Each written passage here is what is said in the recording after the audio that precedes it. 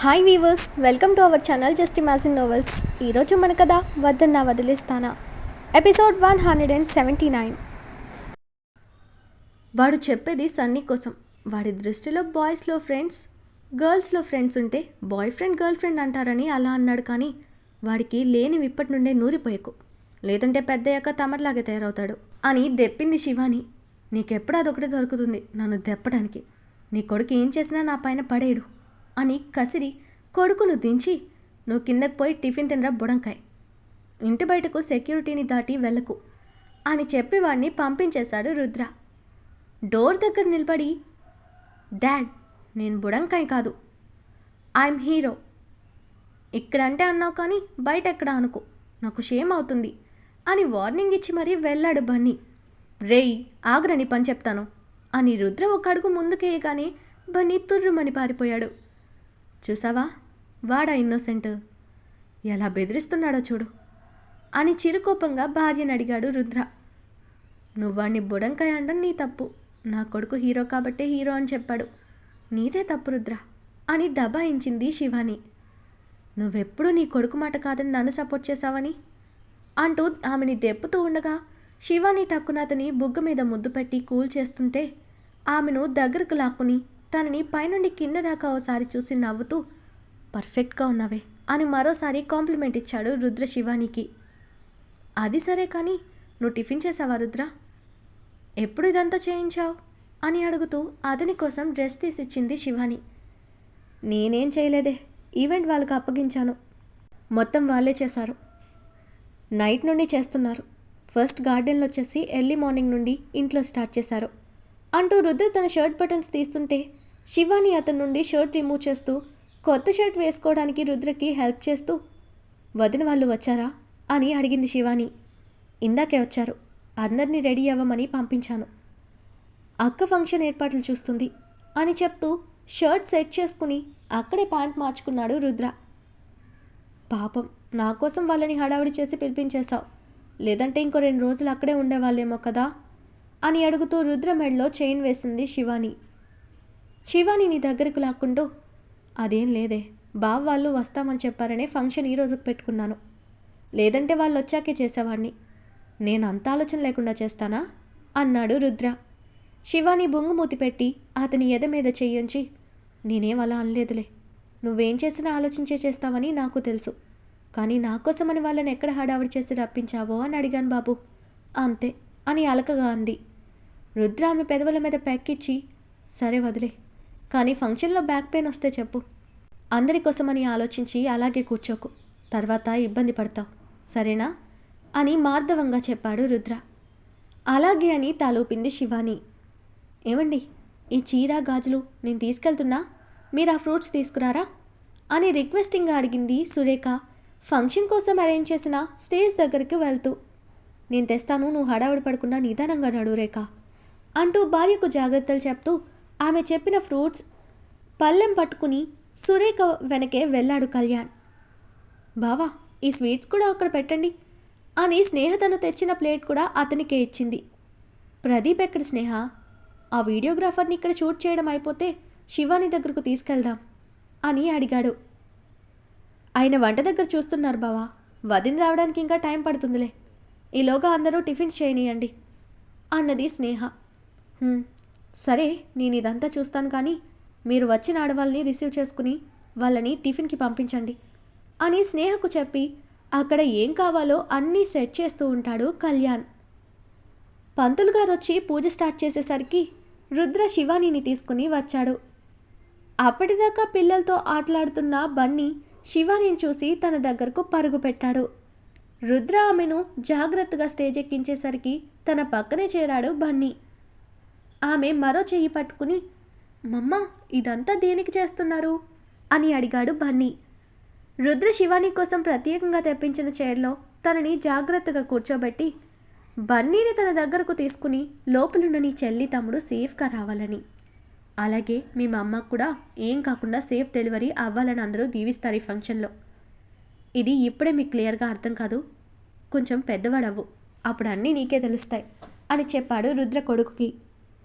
ఓహో అని అర్థమైన వరకు వాడి బుర్రలో పెట్టేసుకున్నాడు బన్నీ.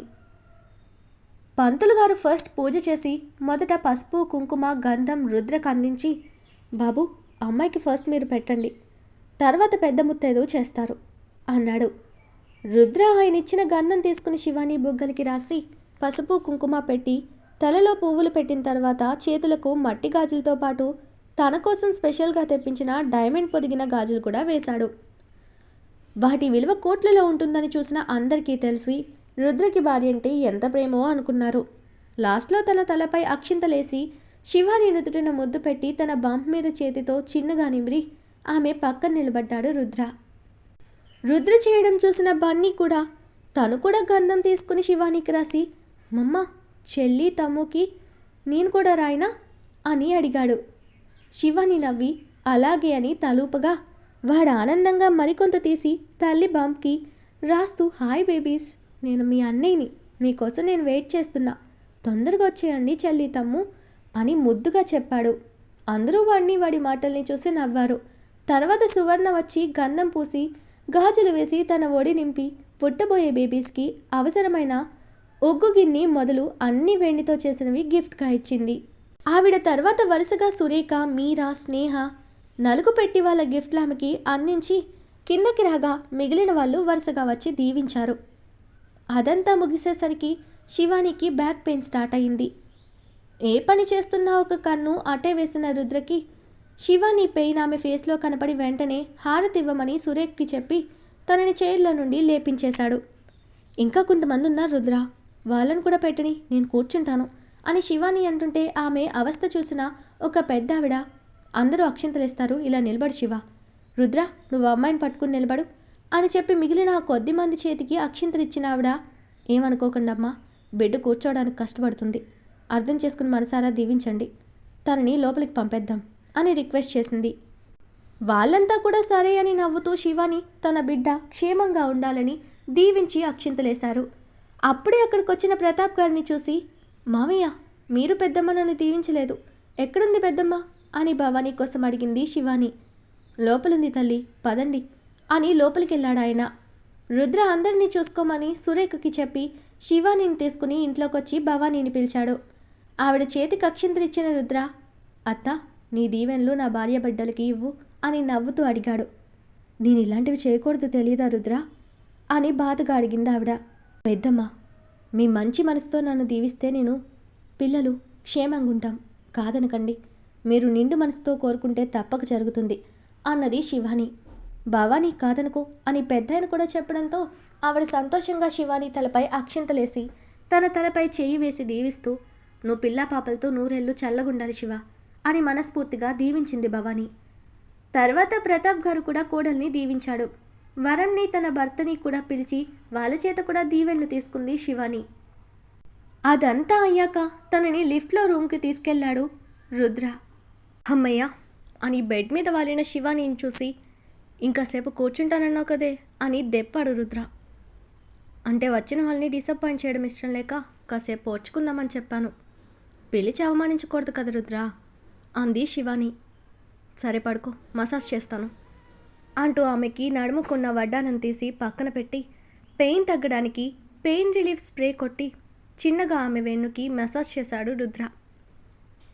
శివ నీకొక సర్ప్రైజింగ్ గిఫ్ట్ తెచ్చాను, చూస్తావా అని అడిగాడు. ఏంటది అని అతని వైపు చూసింది.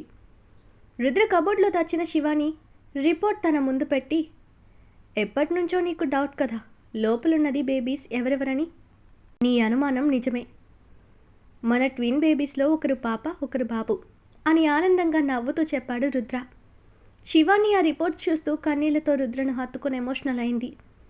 ఓయ్ ఈ విషయం చెప్తే హ్యాపీ అవుతావనుకుంటే ఏడుస్తావేంటి అంటూ అలక నటించాడు రుద్ర.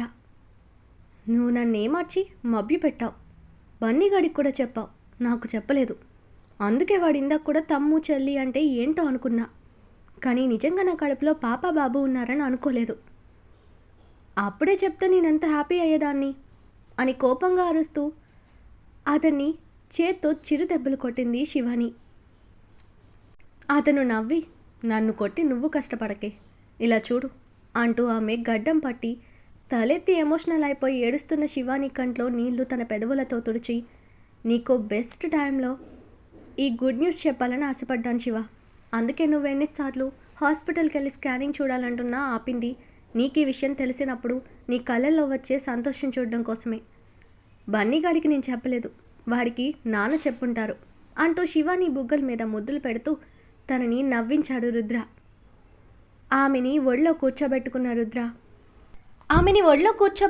రుద్ర తన పొట్ట మీద 2 చేతులు ఉంచి శివాని భుజంపై గడ్డమానించి, నువ్వు కోరుకున్నట్టు మా అమ్మ, మీ తమ్ముడు ఇద్దరు ఒకేసారి వస్తున్నారు కదా, హ్యాపీనా అని అడుగుతూ తన మెడ మీద ముద్దులు పెట్టాడు రుద్ర. చాలా సంతోషంగా ఉంది. ఇన్నాళ్ళు నేను అడుగుతున్నా, నువ్వు మాట దాటేస్తుంటే నీకు తెలుసుకోవడం ఇష్టం లేదేమో అని వదిలేశాను. ఇప్పుడు మనకిష్టమైన వాళ్ళిద్దరూ ఒకేసారి వస్తున్నారంటే ఆనందంతో నా మనసు నిండిపోయింది రుద్ర అంటూ మళ్ళీ కన్నీళ్ళు పెడుతున్న శివాని భుజం పైన రుద్ర చిన్నగా కొరికి, ఏయ్ ఏడవకని చెప్పానా, నువ్వేడవడం నాకు నచ్చదని తెలుసు కదే. నీ కళ్ళు ఎప్పుడూ పొగతో నిండుంటేనే నాకు ఇష్టం. రేపు మనం హాస్పిటల్కి వెళ్ళి చెకప్ చేయించి పిల్లల్ని చూద్దాం. నీకు ఈ సర్ప్రైజ్ న్యూస్ నేనే చెప్పాలని ఇప్పటిదాకా నువ్వు ఎన్నిసార్లు అడిగినా హాస్పిటల్కి తీసుకెళ్ళలేదు. ఇప్పుడు వెళ్దాం, బన్నీ కూడా పిల్లల్ని చూస్తాడు కదా అని చెప్పాడు రుద్ర. శివాని నవ్వుతూ, వాడి ముందేమో వాడిని కసురుతూ వెక్కిరిస్తావు, కానీ వాడంటే నాకంటే నీకే ఎక్కువ ప్రేమని నాకు తెలుసు రుద్ర. అలా కోపం చూపించకపోతే వాడితో ప్రేమగా ఉండొచ్చు కదా అంటూ బొంగుమూతితో అడిగింది శివాని.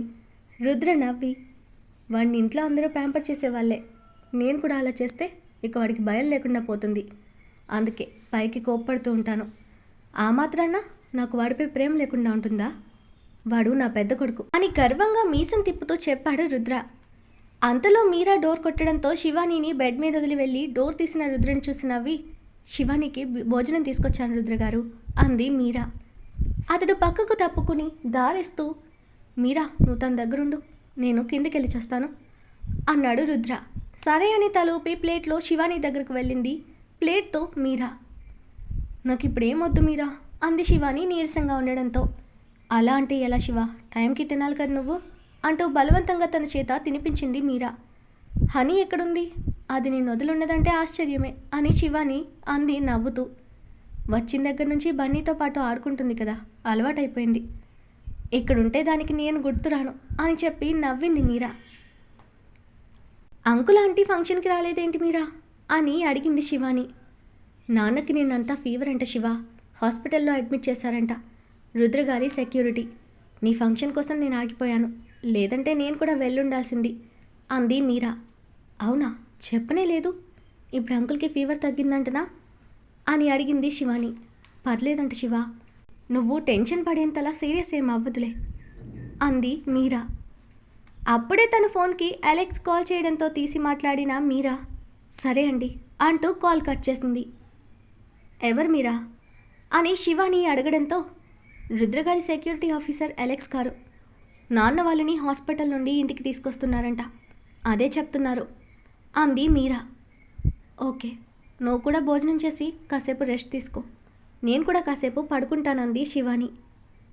రుద్రగారు వచ్చేదాకా ఇక్కడే ఉంటాను, నువ్వు పడుకో శివ అని ఆమె పడుకోవడానికి హెల్ప్ చేసింది మీరా తనకి.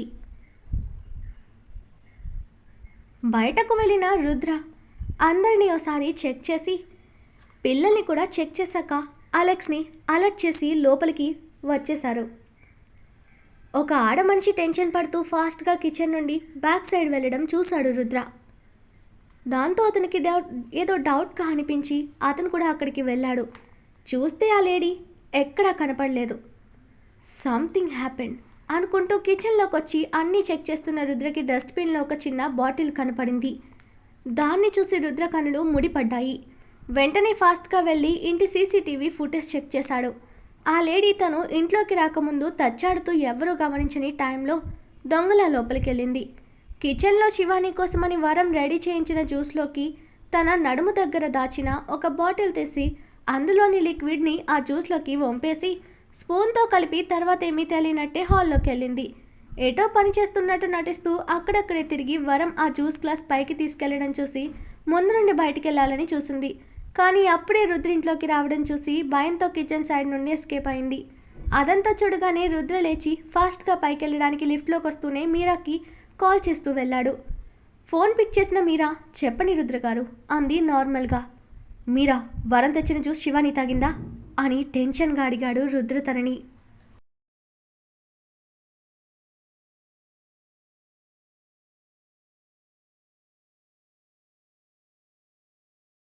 ఈరోజు మన కథ ఇక్కడితో కంప్లీట్ అయింది. ఈ స్టోరీ మీకు నచ్చినట్టయితే ప్లీజ్ స్టోరీని లైక్ చేసి కామెంట్ రూపంలో మీ అభిప్రాయాన్ని తెలియచేయండి. అలాగే ఛానల్ని సబ్స్క్రైబ్ చేసుకుని షేర్ చేసి మాకు సపోర్ట్ చేయండి. నెక్స్ట్ అప్డేట్తో మళ్ళీ కలుద్దాం. అంతవరకు బాయ్.